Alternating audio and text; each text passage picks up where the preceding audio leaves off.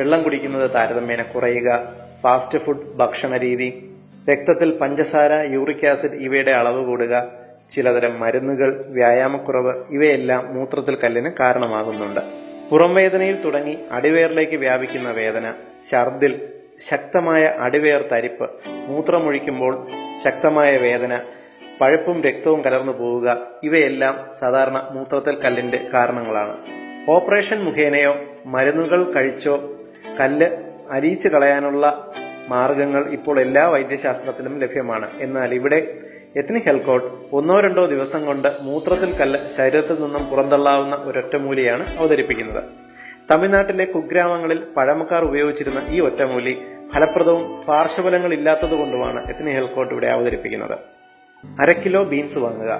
അതെ, കറികൾക്ക് ഉപയോഗിക്കുന്ന സാധാരണ ബീൻസ്. 1/2 കിലോ ബീൻസ് പൊളിച്ച് അതിന്റെ ബീൻസ് വേർതിരിച്ച് ചെറുതായി നുറുക്കുക. ഇതിനെ 2 ലിറ്റർ വെള്ളത്തിൽ ഗ്യാസിൽ വെച്ച് ചെറുതീയിൽ 2 മണിക്കൂർ വേവിക്കുക. എന്നിട്ട് ഇത് മിക്സിയിലിട്ട് നന്നായി അരയ്ക്കുക. ഈ മിശ്രിതം തണുത്ത ഉടനെ രാവിലെ വെറും വയറ്റിൽ തന്നെ മുഴുവൻ കുടിക്കുക. ചിലർക്ക് ഇത് മുഴുവൻ കുടിക്കാൻ സാധിക്കുകയില്ല. സാരമില്ല, പകുതിക്ക് മുകളിൽ എന്തായാലും കുടിക്കുക. അതിനുശേഷമുള്ള 2 മണിക്കൂർ സമയം ഭക്ഷണമൊന്നും കഴിക്കരുത്. പകരം 3 ലിറ്റർ വെള്ളം 2 മണിക്കൂർ കൊണ്ട് അല്പാൽപമായി കുടിച്ചു തീർക്കുക. ആസിഡ് മിശ്രിതങ്ങളായ ചായയോ കാപ്പിയോ ഈ സമയം കുടിക്കരുത്.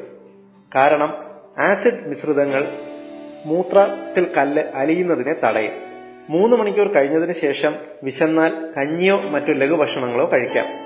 വൈകുന്നേരത്തിനുള്ളിൽ മൂത്രത്തിൽ കൂടി കല്ല് തരിതരിയായി അലിഞ്ഞു പോകുന്നത് നിങ്ങൾക്ക് അറിയാൻ സാധിക്കും.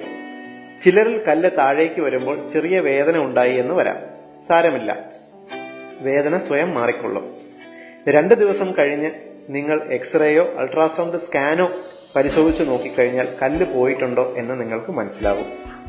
യാതൊരു സൈഡ് എഫക്റ്റും ഇല്ലാത്ത എല്ലാവർക്കും ട്രൈ ചെയ്യാവുന്ന ഈ ഒറ്റമൂലി നിങ്ങൾക്ക് വേണ്ടി അവതരിപ്പിക്കുന്നത് ethnichealthcode.com.